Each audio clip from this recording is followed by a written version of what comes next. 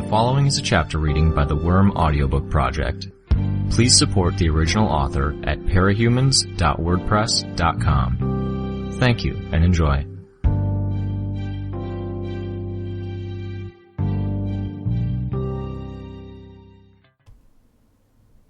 Arc 26, Chapter 4.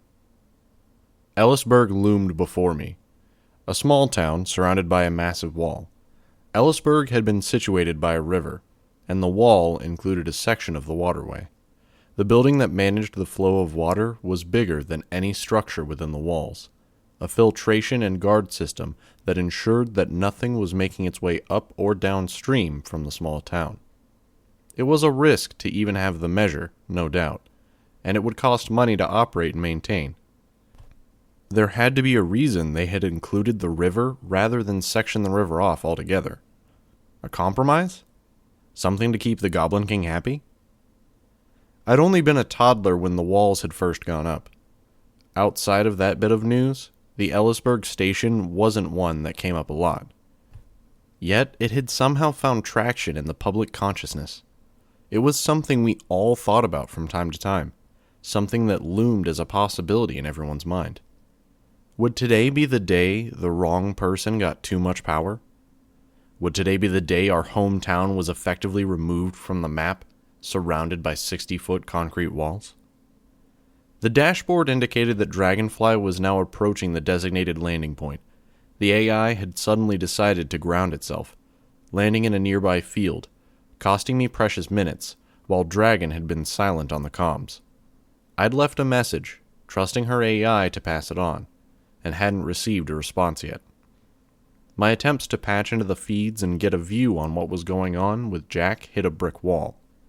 The corner of the monitor still showed the cube folding through itself in the corner, Dragon's loading message, as if the process had hung. I'd manually piloted the craft back out of the field, and the AI had kicked in to handle the flight codes and necessary messages to air traffic control and nearby aircraft. When I'd input my destination for the second time, the craft mobilized. But the silence, the strange blip in the AI's direction, it left me uneasy. Now, as we took a circuitous route around Ellisburg to a field beside the large filtration and security building, I could see the Azazels, parked at the edges of the same location. That was the point I felt alarmed. I hit the button on the console/dashboard. Dragon, requesting confirmation on the situation.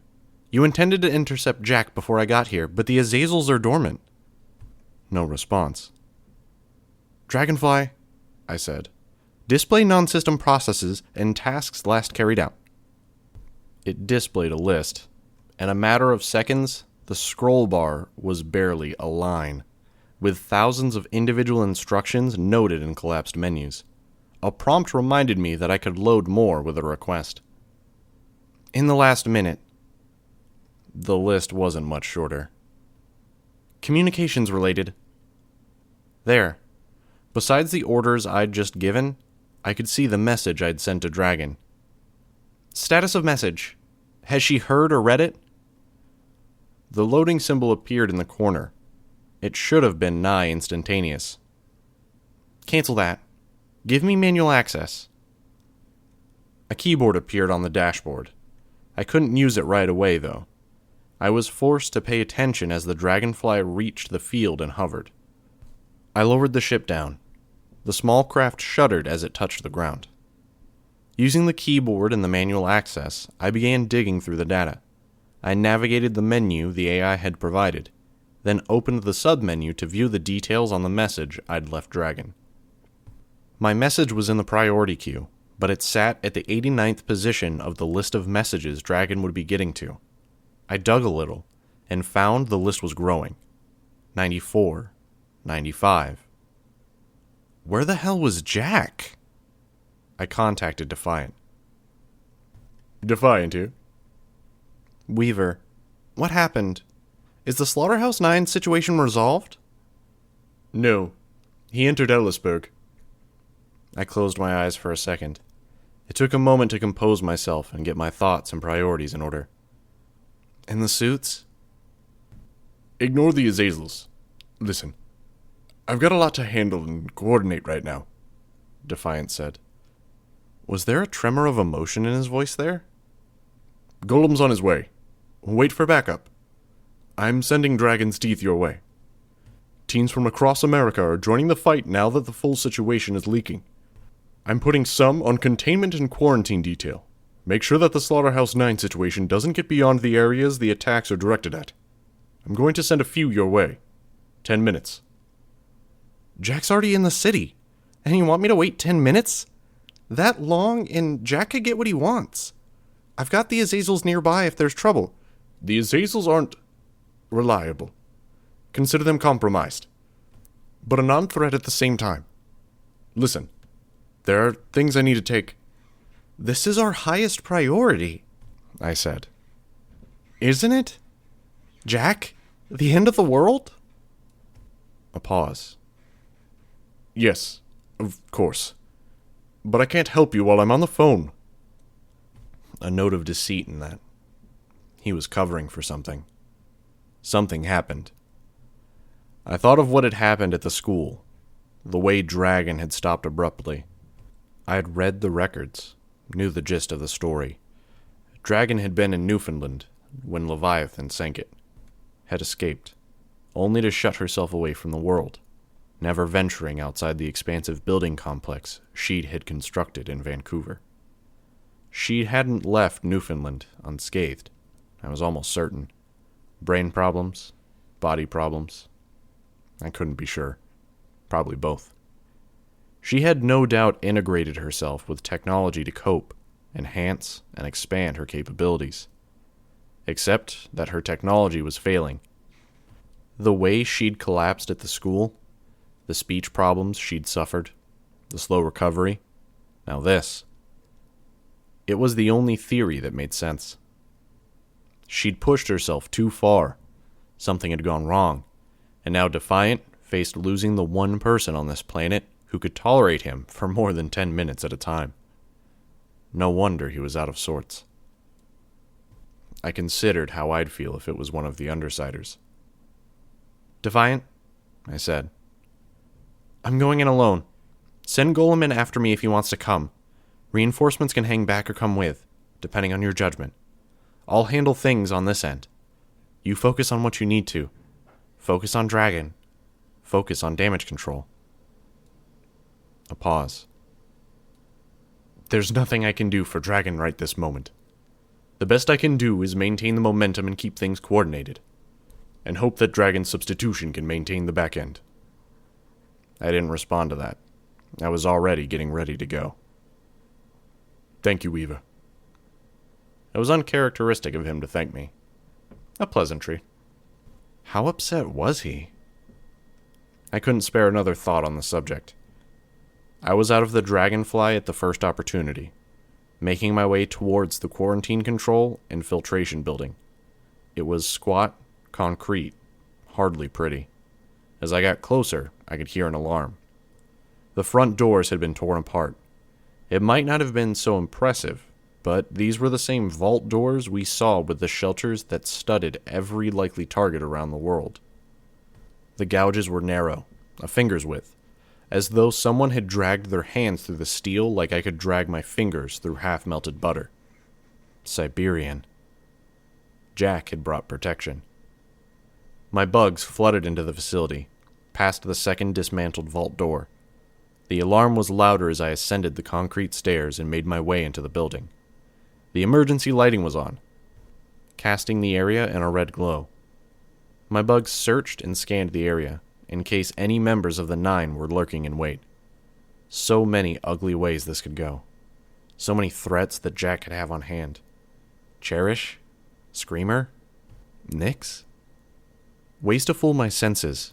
Ways to shut me down or defeat me. My only resource was to get them before they got me. Hey, passenger, I thought. Do me a favor. If I get taken out of action and you step up to fight, work on taking out Jack, alright? My bugs stirred, moving further down the hall. It was so far from a conscious direction that I wondered for a second if the passenger had listened. No. I'd tried hypnosis. I'd tried other things. Some in Miss Yamada's office, other times in the PRT's labs, after dark, off the record. Nothing brought the monster to the fore. Just my subconscious. Just. Like that wasn't something I couldn't help but wonder about. But I'd made peace with it. I couldn't barter with something that wouldn't talk back. But I could accept it. Test and acknowledge my limits as far as they pertain to the entity that was apparently granting me my abilities. I wouldn't turn away from it. Wouldn't tell it to go away or hold back in my abilities. My bugs marked the area, giving me the information I needed to navigate the facility. It proved easier than I might have expected. Rather than follow the winding corridors and make my way to the security checkpoints, I followed the path of casual destruction Siberian had left in her wake. She'd knocked down the walls to create the shortest possible route from the front doors to Ellisburg. No casualties that I could detect. No non-human life. Had Dragon ordered this place evacuated before she was incapacitated? Or had Nilbog been here first? My bugs started to scan the area beyond the facility, inside Ellisburg. They made it about 10 feet before something like a frog's tongue began snatching them out of the air. I withdrew my swarm back to myself, hiding my bugs beneath my cape and skirt, and I made my way through the opening into Ellisburg. A goblin wonderland. It was clear he'd altered it from its original layout, likely over the course of the years. The remodel had been more aesthetic than functional. Floorboards had clearly been dug up and moved to the exteriors of the buildings, creating roofs and building additions that spiraled or twisted with more boards propped up flat against the building faces on one side, painted or modeled in the same way the towns had been put together in old Western movies. The walls that surrounded Ellisburg had been painted as well. To look from a distance, Nilbog's kingdom extended to every horizon, with crooked, impossible landscapes at the periphery of it, like an ocean frozen in time, grown over with grass and trees. Oddly enough, they had painted the sky as an overcast one, where it was visible above the lush, unpredictable fields and forests. Within the city, the trees had been immaculately cut and trimmed, and the shapes were just as strange. Trees that were perfectly round, cubes, cones. Where new trees were growing on lawns, as dense and close together as trees in an orchard might be. I could see heavy wires wound around them, guiding their growth into twists and curves.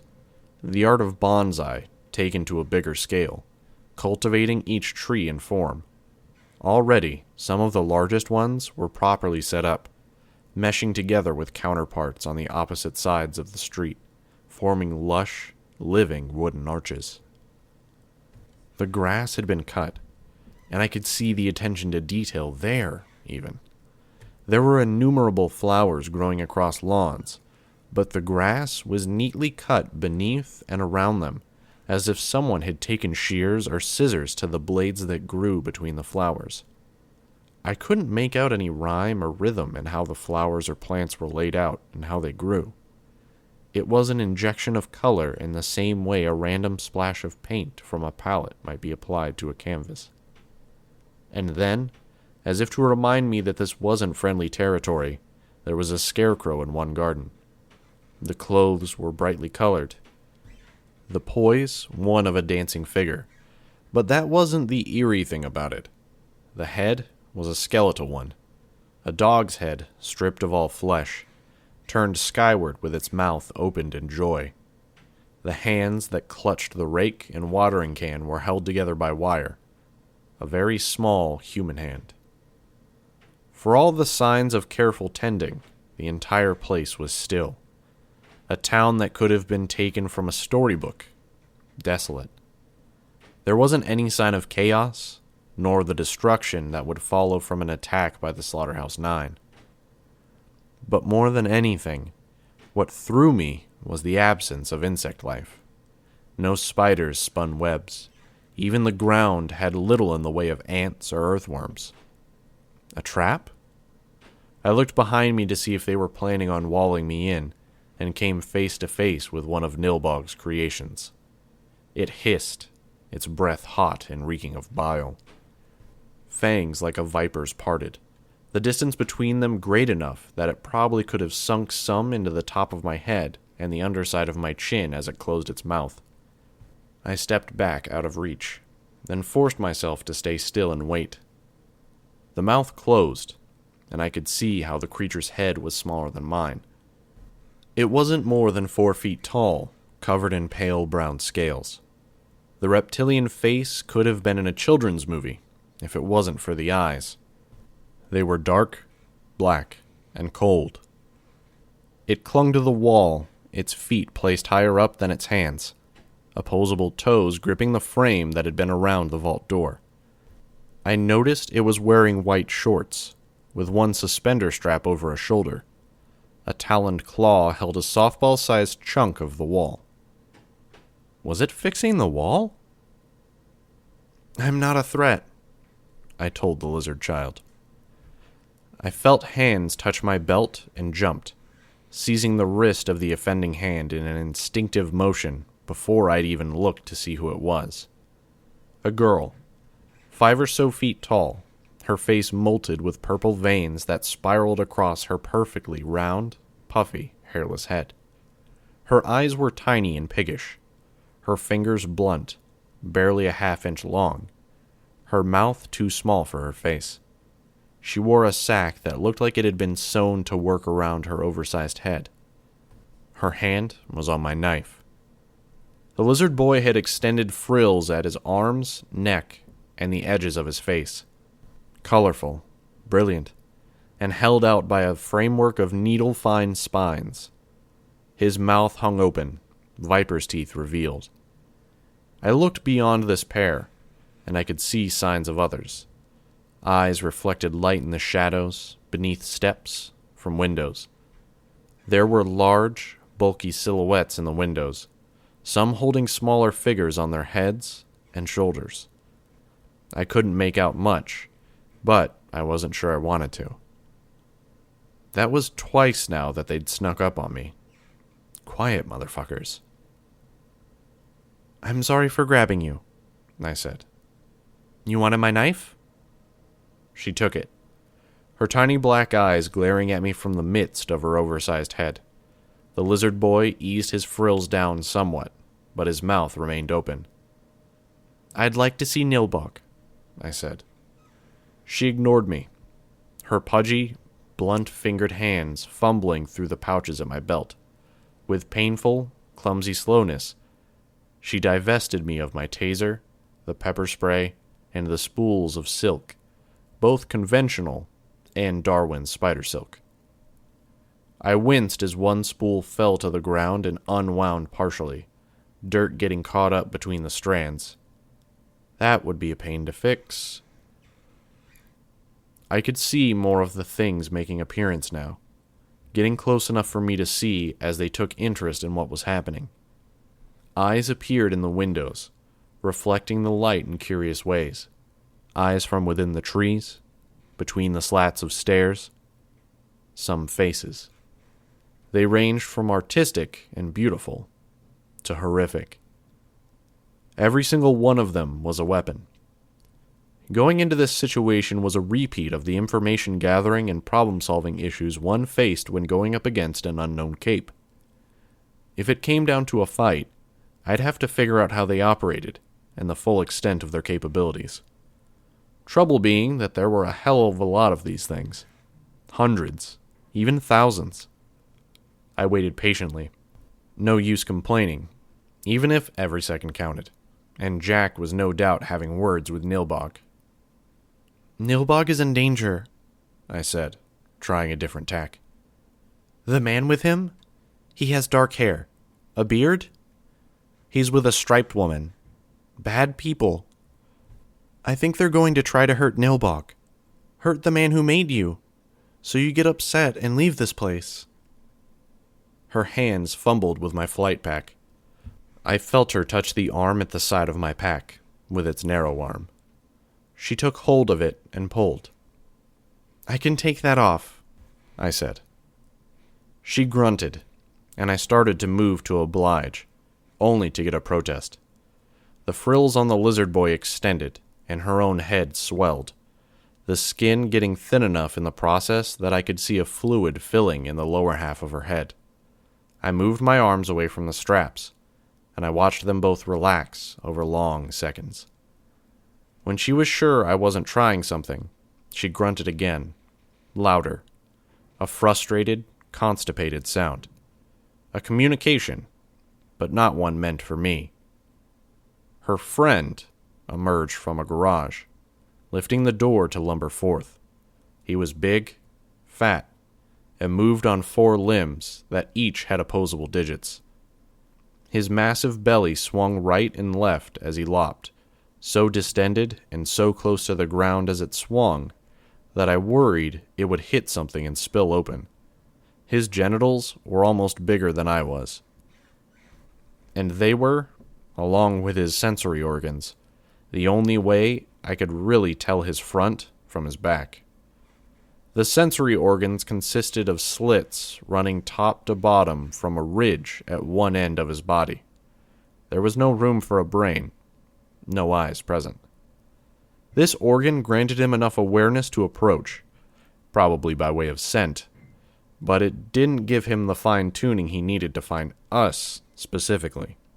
The round-headed creature approached him, took hold of a fistful of chest hair, and led him my way. I backed up a little as they approached, and received a hissed rebuke from Lizard Boy. I remained still, the safest course. The girl thing moved the brute's hands towards me, and I stayed still as she gripped the arm and placed it in the hand. He closed his fist around it. "Wait," I said. He hauled on it, clearly intent on tearing it free. I was thrown, sent rolling until I landed in one patch of grass, dazed, startled, just a little hurt. The brute approached, the round-headed girl hurrying after. Before I could arise, he'd already fumbled for me and seized hold of the mechanical arm. This time, he managed to pull it free. I used the anti-gravity panels to control my flight as I was thrown, controlled my landing, and hurried to get my hands to the straps. There was a wail behind me, a warning sound. I saw the others react, but kept working through the straps. 2 at the shoulders, 1 across my chest, beneath my armor. The pack fell free. I chanced a look over my shoulder, and I saw a number of Nilbog's creations gathered, close enough that they could have lunged for me. One was a very tall, long-limbed man with skin that looked like a Siamese cat's, covered in a very fine fur. His face was split by a wide, toothless mouth. His eye sockets, little more than indents, filled with fur. He held a makeshift spear with a flag on the end, which had been painted brilliant colors, and wore a matching loincloth. Probably the most dangerous one in my immediate vicinity, just in terms of how fast he could probably close the gap and murder me. "Safe," I said. "No danger. I'm safe. The pack's off." I waited, tensed as they studied me. Enemies on all sides. Jack was invincible. I wasn't. But if I was going to achieve anything here, it couldn't involve destruction. I had read the files on Nilbog. I had a sense of him, in the most general terms. I was banking everything on his megalomania overriding his desire to collect just a little more in the way of resources. I kept my voice level and calm. "I'd like to see Nilbog now." Were they hungry? If this became a fight, I'd have to defend myself with the bugs in my costume and the bugs in the quarantine and filtration facility. I could use the swarm to equip myself with the stuff that had been dumped on the ground, but that required that I survive long enough to do so. Were there ranged attacks here? Assassins? Desperate situations called for risks. This was my gamble. "I have a gift for him," I said. Something seemed to ease in them. I watched as some turned away, finding their way to resting spots. The tall man with the loincloth worked his overlong body under a porch where he could rest in the shade. I didn't receive an escort, but the ones along one road moved aside, sitting or standing on the sidewalks. I walked with my head high and sent a handful of bugs forward. More than a few of Nilbog's creatures took the opportunity to snap them up. A soft rumble sounded above. Lightning. Rain began to patter down. Light. My surviving bugs gave me ears on the scene before I arrived. Lipsy, tell the cook to serve us something. I fancy a salad and something robust. I think it should taste sweet. The alterations to the surroundings only grew more focused and extreme as I found my way to the center of Ellisburg. Building faces were covered in wild plant growth, and there wasn't a single building without more extreme modifications made to it. Glances indoors showed little more than barren exteriors, with the floorboards pried up, or clusters of Nilbog's creatures, lurking in the unlit gloom within. I look forward to this, God King. You should. Your hospitality astounds me. I'm unworthy. Hardly. So, Jack was situating himself as someone subservient, even servile, so as to not challenge Nilbog's alpha status. He was playing nice, even. If I tried the same, I'd only be working to catch up, to earn Nilbog's trust. I approached the town center, and found myself in the midst of a crowd of Nilbog's creatures, goblins and ghouls, muppets and horned moppets. Big, small, thin and fat. Each was exaggerated, twisted, as if Nilbog had gone out of his way to insert traits and qualities that separated them from humanity. The creatures stepped out of the way as I made my way closer. Nilbog sat at the center of a long table, and two more tables extended from the ends to form a loose C shape. Checkered tablecloths and eye-gouging color constraints covered each table. Jack sat at the end furthest me, and a man with white and black stripes sat beside him. Bonesaw was only a short distance away, sitting on the shoulders of what looked like a flayed bear. The thing had claws 2 or 3 times the usual size, its mouth yawning open like it had been broken. Nilbog was immensely fat, easily 400 pounds, and sat on a throne that had apparently been cobbled together from dismantled furniture. His face was covered with a paper mask. Other creatures sat on chairs to his left and right. The arrangement of tables created an open space that could host their entertainment. I looked, then wished I hadn't. A bloated, coarse-looking creature lay on the ground, almost like a potato made of hair and flesh. Smaller things were busy carving gouges and holes into it. The resulting wounds regenerated, but not before the smaller creatures inserted body parts into the openings, allowing the regenerated flesh to close tight, but not close completely. I averted my eyes from the scene, content with not letting my brain register which parts were being inserted, and what they were doing after the fact. Another guest, Nilbog cried out. He spoke like he had a bad accent, but it wasn't. He'd affected strange and overdramatic tones for so long that his voice had warped. And he'd had no ordinary people to hear or talk to and measure his voice against. A friend of yours, Sir Jack? I could see Jack's eyebrows raise in interest. Not at all. Skitter, was it? Except you're going by another name now. I ignored Jack.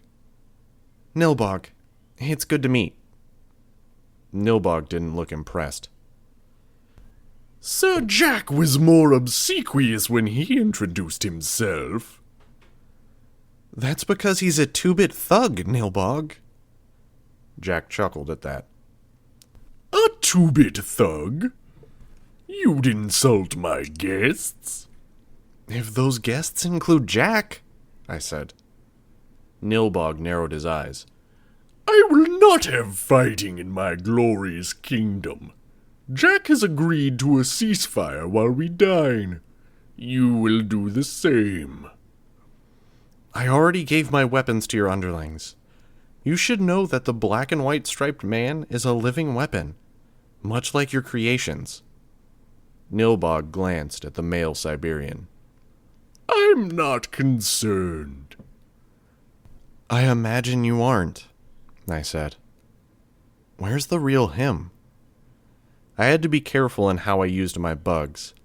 Sending them into buildings would only reduce the size of my swarm, but there was relatively little chance that Manton would simply be hanging out in one of the hollowed-out buildings.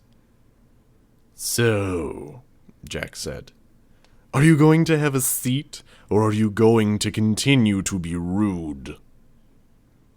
I'm waiting for our host to invite me in to sit. Forgive me, Nilbog, I said. I glanced at the fat man. The grease on his skin made it look like he'd oiled himself. Sit. But I'd like to hear who you think you are, whelp, if you won't bow down to me. I approached the row of chairs opposite Jack and the Siberian, and one of the critters hopped down, scurrying under to join the festivities in the center of the tables. I took the vacated chair and sat.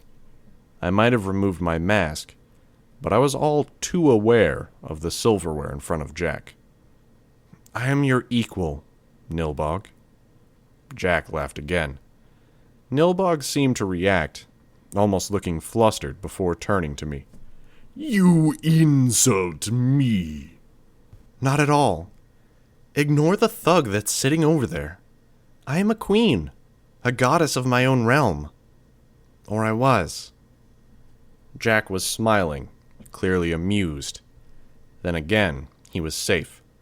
He was untouchable with Siberian beside him, and he was only feigning weakness to get past Nilbog's defenses. A queen? A queen. With that in mind, provided you give me your permission, I'd like to offer you a gift. A peace offering. To make up for the fact that I entered your territory uninvited. Of course, of course. He was almost childlike, so easily moved by this promise of a gift. His mood changed so quickly. Guileless. He'd been surrounded by yes-men for more than a decade, with barely any human contact. His defenses were gone. I forgave Jack the lack of an invitation. I'll extend you the same courtesy. A gift? I called on the swarm I'd kept within the quarantine facility. Resources are slim. An isolated kingdom like yours, providing for your subjects is hard. You do an admirable job despite this. Of course, of course.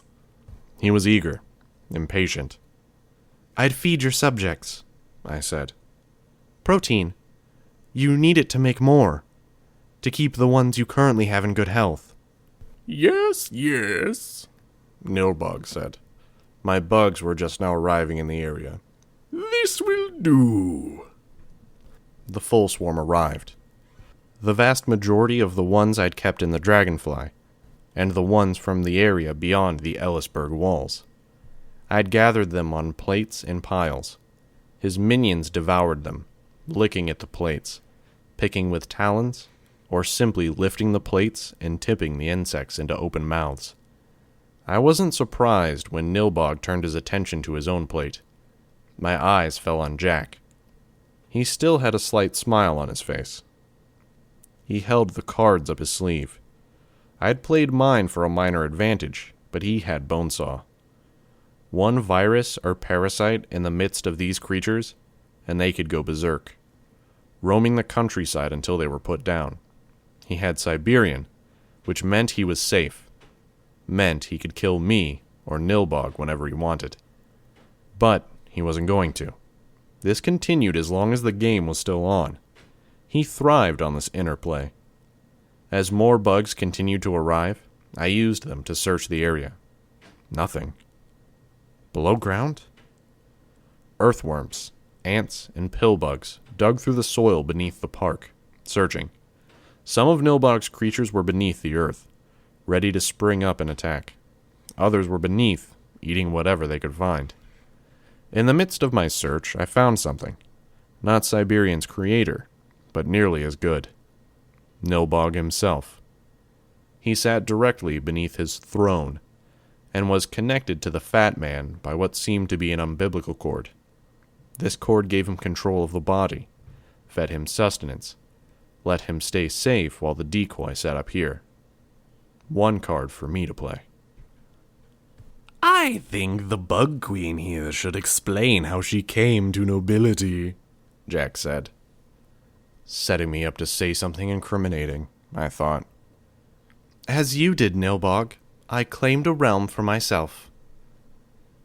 And you left it, apparently. If you were truly a queen, you're a foolish one. I did leave it, I said. Because I had to save it. I had to protect my subjects, to fight my people's enemies. I have not been as fortunate as you. No, he said, uncaring. Apparently not. If it came down to it, would you step up to protect your creations? To protect this town you made? You're sounding a great deal like Sir Jack, Nilbog commented. He frowned. He's trying to convince you to go to war, I said. To take preemptive action, Jack clarified. I'll do neither. Not war, not preemptive action. I have what I need. I am a content god. A happy king. You're starved for real human contact, I thought. Or you wouldn't have let us join you at the table. My bugs continued to search, though the bastard creatures were coming out of the woodwork to catch and devour them. Where the hell was Manton? Jack spoke. It's a question of whether you act now and preserve what you have for the future, or wait and let them come consume you. They've been systematically seeking people like you, eliminating them. I could show you proof, given a chance. I'll make it simpler, I said. You don't need to leave your kingdom, your garden. You don't need to go to war with an outside party you don't know or care about. You want to know what happened to my kingdom? That man, right over there, Sir Jack, destroyed it. Nonsense, Jack said. I've been sleeping these past few years. Naps are such an underrated pleasure. They are, Nilbog said. All of my subjects nap every day. Let me explain, I said. I had a kingdom that I ruled. I had a king that ruled with me, who kept me company. I had wealth, people I cared about, people who cared about me, power. I was a god in my domain, and those who stood against me were driven off. Nilbog shook his head. You need a heavier hand to rule. More loyal subjects so you don't have to bother with those who would stand in your way. I was more powerful than you, I told him. He snapped his head around to stare at me, to glare at me. I'd pricked his pride, apparently. I was more powerful than you, but Jack over there made a promise to people. He didn't say it aloud, but it was still a big promise. Now you're making stuff up, Bonesaw commented. She slid down off the flayed bear's back and joined a group of creatures her size. She hugged one, abruptly. But Nilbog wasn't telling me to fuck off. His attention was on me. He'd built a storybook kingdom, an impossible place, and populated it with monsters, both beautiful and ugly. He'd had some fixation on this stuff, some Freudian obsession. Not sexual, but still rooted in some primal part of his childhood that had been taken from him. I'd play this by telling him a fairy tale. No, I said. And I think Nilbog is clever enough to understand what I mean. Jack promised that he'd come back when his nap was done, and he'd destroy my kingdom. He said he'd destroy your kingdom, Nilbog, and every other kingdom. He said he'd kill all of my people, and he'd kill all of your creations. All of this from the man you describe as a mere thug? Yes, I said. A woman with great powers told him he could do it, and now he's going to try. It's why he's here. To destroy my kingdom? No. He wants you to go to war against your neighbors, to break down the walls that keep you safe and fight people who are leaving you alone. He'll use you as a distraction, and then when everything is done, he'll come back and destroy your kingdom. And he'll do it in the cruelest, saddest ways you can imagine. Nilbog nodded slowly. Jack was still waiting patiently, too quiet. I felt a moment's trepidation. I hadn't found Siberian's controller. I needed to defeat him before Jack was cornered. The second he decided he couldn't salvage this situation, he'd order the attack. Nilbog raised his hands. Angel on one shoulder that tells me one story. A placenta-like blob swelled in his hand. A devil on the other, telling me another. A blob appeared in the other hand. Both burst, showering Nilbog in greasy slime. Two creatures gripped his forearms, looking more like flying monkeys than an angel and a devil. They were roughly the size of babies, their faces feral, mouths filled with piranha-like teeth. One had red hair, a red beard and gazelle-like horns, and the other had white hair, and beard, and a strange horn that formed an off-white halo above its head. I'll take the angel, if you please, Jack said. Nilbog shrugged. Were the creatures more a demonstration than anything else? He lowered his hands and nudged the white-haired thing in Jack's direction. The other thing made its way to me. I reached out and took it into my hands, holding it close. Do you have a response to the Queen's allegations, Jack? Nilbog asked. He reached up to adjust his floppy cloth crown. Creatures were arriving to deposit the meal on the plates. It looked like purple vomit. I do, Jack said, smiling.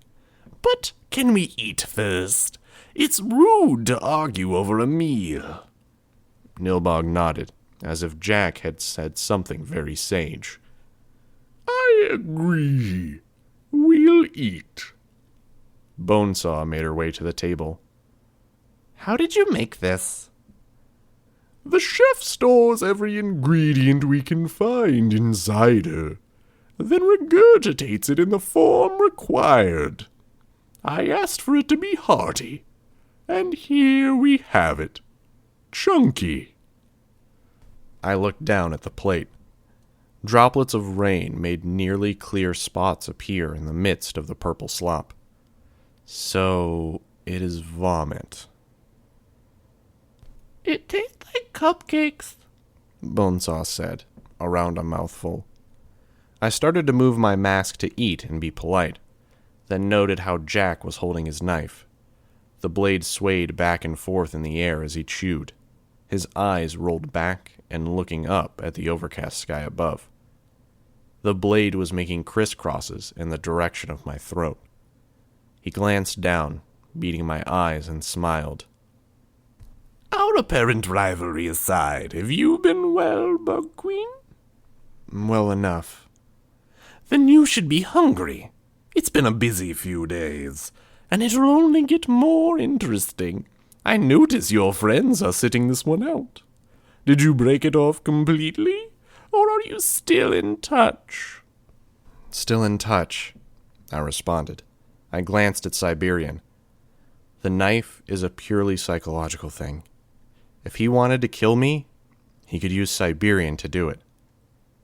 Besides, it was a butter knife.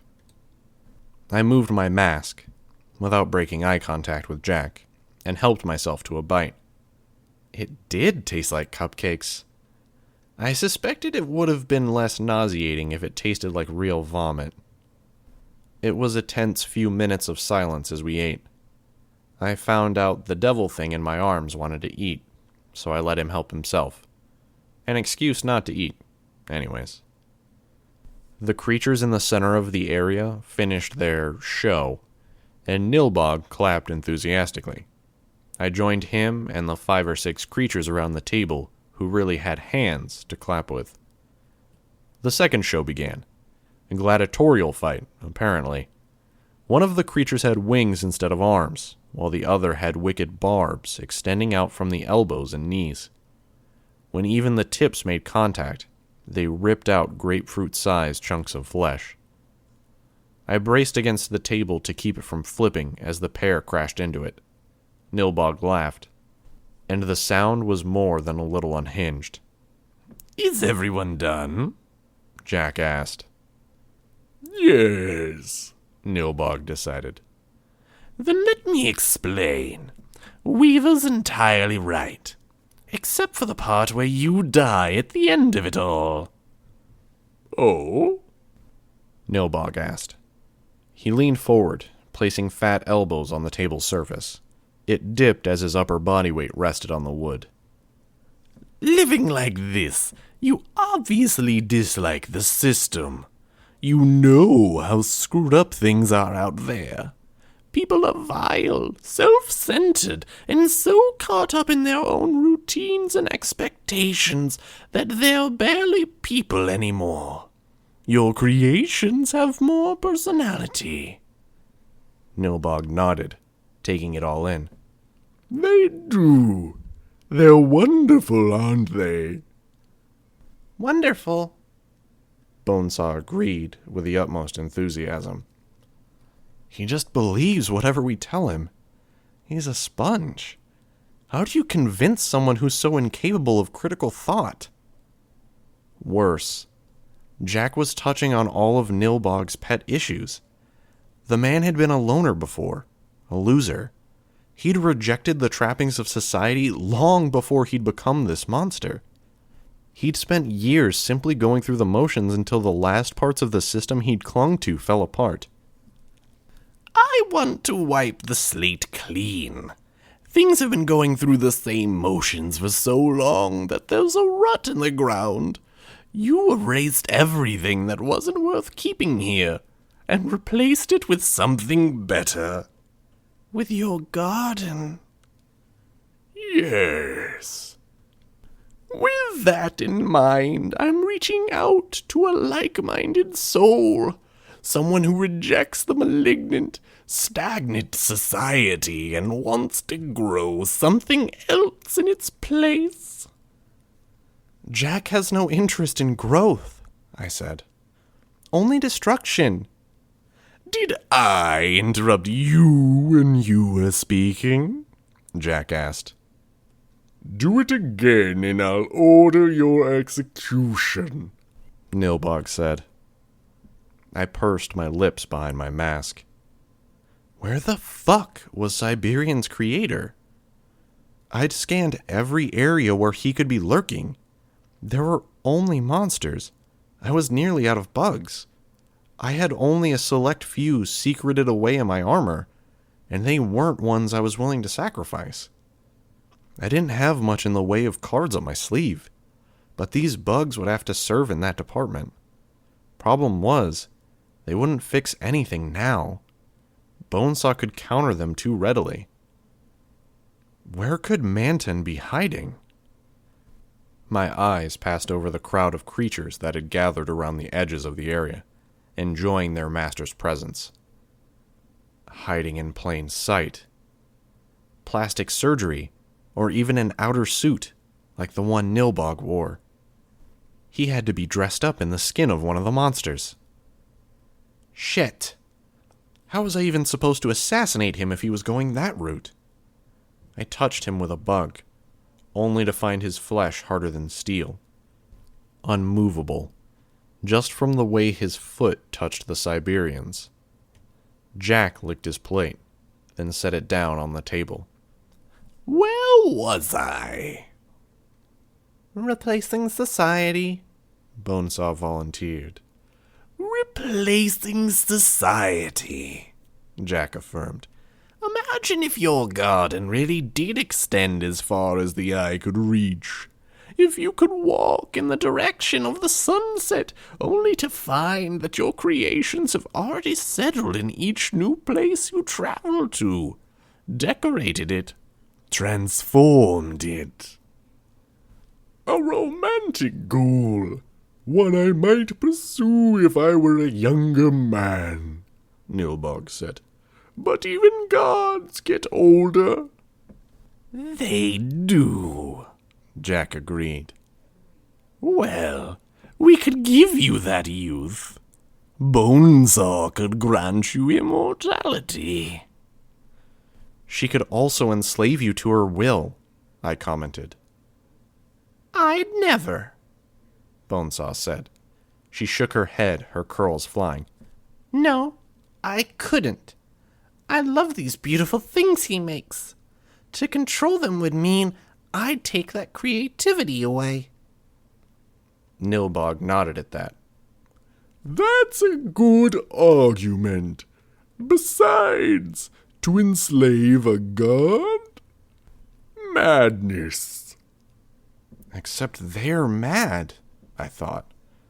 All of you are lunatics, and I made the mistake of trying to talk sense. It's a good judgment, Jack said, because we're right. Would you like to live forever as a god should? Would you like to see your garden grow to what it should be? What it deserves to be? Something fitting of a god? It's a tempting thought, Nilbog said.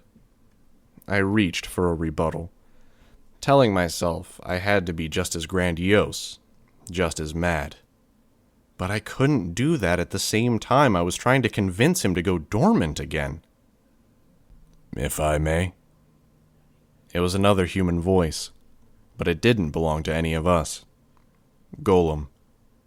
He approached, taking off his helmet. He offered Nilbog a slight bow. One of yours, Jack? Nilbog asked. No, not in the sense you mean. Yours, then? Nilbog asked me. Yes, I thought. No, I said. I saw Jack raise his eyebrows at that. Shenanigans, Bonesaw cried out. I call shenanigans. But Golem took my cue. I'm a third party. I stand for myself. Hardly worth a place at the table, Jack commented. Then let me stand for the others. The innocents. Innocence? Jack asked. He snorted. No such thing. There's always innocence. Jack smirked. I'll allow it, Nilbog said. Excellent. Sit. We were just having a discussion.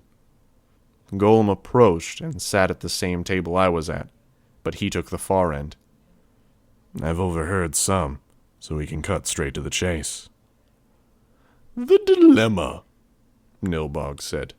The devil on one shoulder, the angel on the other. The sin of sloth versus the realm of possibility, Jack added, gesturing to my demon as he said sloth, then to his own angel.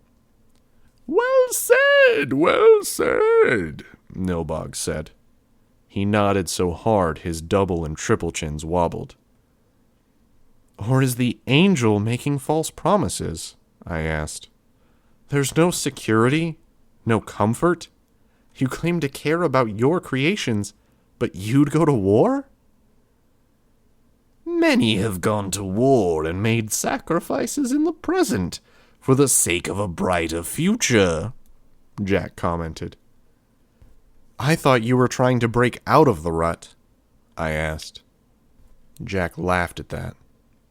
He's enjoying this. I felt almost dirty, knowing I was only helping Jack in his self-indulgence, helping him revel in conflict. Well, stranger? Nilbog asked. Golem said. Jack snorted at that. He'd caught the meaning behind the name right off. The white supremacist's son naming himself after a creature from a Jewish parable. Golem, then. I'm not an eloquent speaker. That's a good thing, I said. Too many, and it just becomes people talking circles around one another. Then I guess I have to get to the heart of it all. Direct. Yes, Nilbog said. He leaned forward, and I feared the table would break. Were you happy before any of us came here? Yes.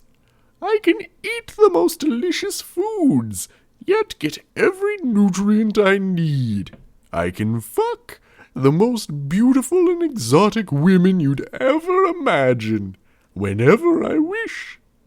Every need is provided for 100 times over, and I'm surrounded by those who love me. Then why change? Why do anything? Let us leave, then return to your utopia. Nilbog nodded. He rubbed at his chin, but the act was like pushing one's hand into jello. It shifted the mass more than it rubbed. You want a tiebreaker? Golem asked. This is it. Do what Weaver's saying. Do what the Queen is suggesting. Stay quiet. Enjoy what you've built here. Attack, and the entire world will take it away. Then, even if you're strong enough to survive that, which you may be, then Jack will still betray you. Or, Jack said, you can stop lying to yourself. Nilbog snapped his head around. He growled. Impertinent! Your people are slowly starving. You make them eat each other to live, and desperately attempt to shoot any birds out of the sky so you can try to recoup what you lose. Bonesaw said they don't live long. How long? 4 years, sometimes 5. All at once, the light was gone from Nilbog's face. The sudden fury quenched. Who's your favorite? Jack asked. Polka, Nilbog said. He reached out, and a female creature, no taller than 3 feet, hopped up onto the lap of the creature beside her king. She had a narrow face with a reptilian structure, with only 4 fangs at the very front, but smooth, human-like skin. Her hair was white, her skin blue. She wore a toddler's clothes, a long, narrow tail lashing behind her. Nilbog stroked her hair. Not the first Polka, Jack said. no, the 3rd. She was your first, and you love her for that, because she drew you from the hell that was your life before godhood, gave you this. I can't interrupt this, not with the subject being something so close to Nilbog's heart. I might win the argument, but I'd lose Nilbog's ear. But I knew I was losing anyways. Jack had found Nilbog's weak point. My first friend, Nilbog said. And she dies, because your creations don't last. You make another, and slowly fall in love with her all over again. And yet you know she'll die in turn. Yes, Nilbog said. Bonesaw can fix that. I can grant you immortality. I can grant your creation that same gift, Jack said. A hard offer to refuse. It would be wise to refuse, Golem said. A king can't be selfish, I said. A god definitely can't be selfish. Your responsibility is to your creations. Exactly what I'm saying, Jack said. Step out of your comfort zone to better your people. Enough! Nilbog screamed the word. As if responding to his anger, every single creature in the area responded. Weapons raised, spines extended, and Jack was still invincible. Nilbog, I said. Speak again, and I'll end you, queen or no. He'd lived for so long in his comfort zone, and now he was being called on to make a hard choice. Then please listen carefully, I said, because I suppose I'm paying for this with my life. So be it, he said. If you want proof that Jack intends to betray you, look no farther than your own creations. What? He's secreted an assassin into your midst, a killer who pretends to be one of your creations. A gamble. A last-ditch effort. Was my gut right? Had Jack instructed Bonesaw to create a costume or a creature to hide the Siberian's creator? I called my flight pack to me, parked it on a rooftop nearby. If it came down to it, I'd have to run. I could see Golem sensing. He'd read the situation right. Just look, I told Nilbog, because somewhere nearby, there's a creature you didn't create. His eyes roved over the crowd. Might not be in this crowd, but it'll be close. I see it, Nilbog said. I see it. Bossy, Patch, hold him. The crowd of creatures parted as two creatures took another in their hands. Not an assassin, Jack said. Merely one of Bonesaw's. I suppose you can call it a homage. It is, Bonesaw said. The Siberian was moving, readying to pounce. I couldn't move fast enough if he did. Wait, Jack said. He stood from his chair. No, I thought. Don't listen. I'll do as I please, Nilbog said. Last words, Sir Jack? Last words, yes. Jack approached the captive. The Siberian followed. You let him do this, and he kills you, I said. Your creations will go mad with grief, and they'll die in a war for vengeance, just like Jack wants. Not at all, Jack said. Because...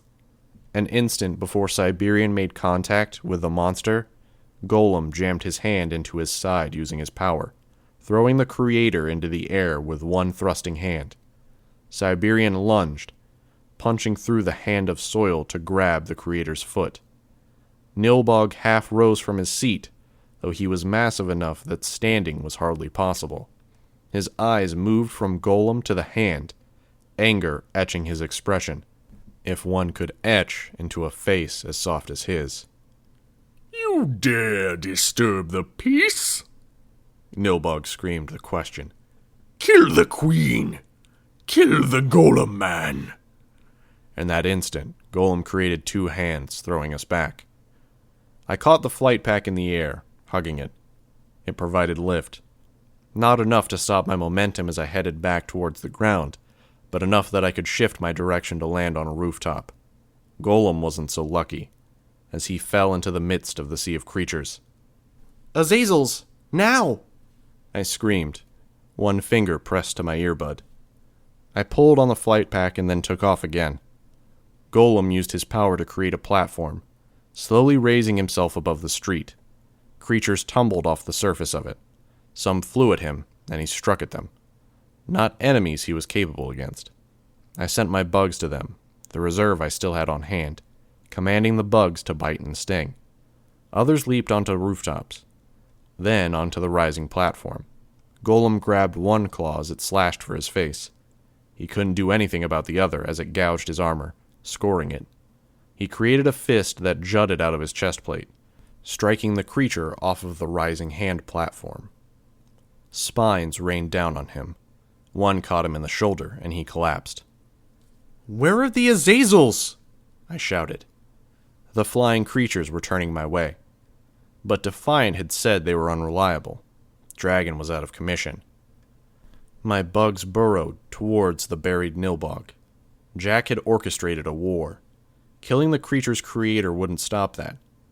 Wouldn't keep them from rampaging and seeking out revenge beyond the walls. But it would slow things down. They inched ever closer. Jack was untouchable, but... yes. Worms, centipedes, and other subterranean bugs made their way to the buried Goblin King, and forced their way into the sack that enveloped him, past the threads of material that wound down his throat and nostrils, and into his airways. Creatures of Ellisburg! I screamed. Heads turned. You've been betrayed! And before I could say more, Jack's knife slash caught me across the chest, the cut severing the straps of my flight pack. I dropped from the sky, landing on one of those ramshackle, spiraling rooftops.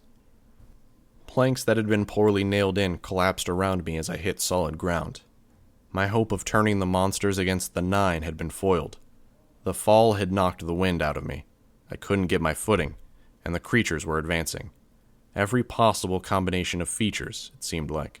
An infinite army, unpredictable. Your king is dying, I thought, my mouth moving and failing to form the sounds. There was only the barest whisper. I killed him, but if you could believe that Jack did it... I would have used my bugs instead, but I had so few here. I sent those few to Golem, removing them from the flying creatures. Nilbog dies. I spoke through the bugs, but the range of sounds was too limited, and with scarcely 30 bugs in total, they were quiet. Nilbog's dying, Golem said, his voice coming through the comm system. One creature, eyeless, like a crocodile with a serpentine body, advanced on me, looming over me. Its jaws opened. The lizard boy was here too. A drop of venom appeared on one dissented fang. I was surprised by the fury on his expression. Blame Jack, I said through the swarm. Jack Slash has used us as a distraction to kill your king. Golem hollered the words at the top of his lungs. I felt the tension leave me. I might be fucked, but we'd limited the damage. They'd turned it inward. The attack stopped. The creature looming over me turned and slid away in a flash. The lizard boy remained. Still recovering from the fall, I couldn't muster enough strength to fight back if he bit. I commanded the flight pack instead, flying it to him with both wings extended.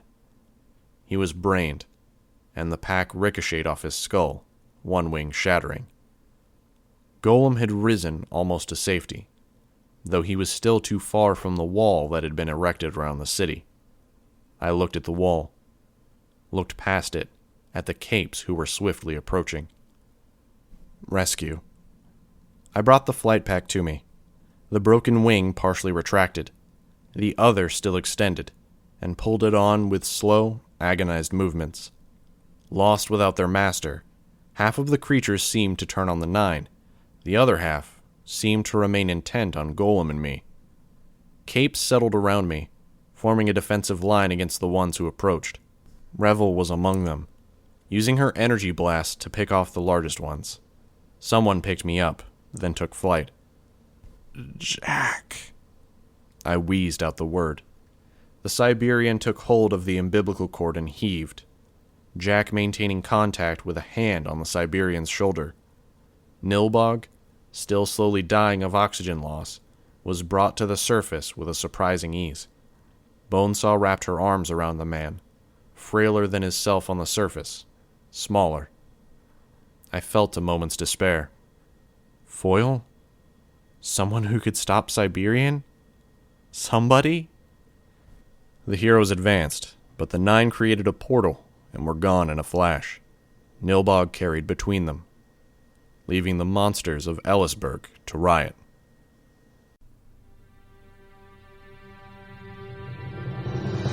Hi, this is Nathan Bowman.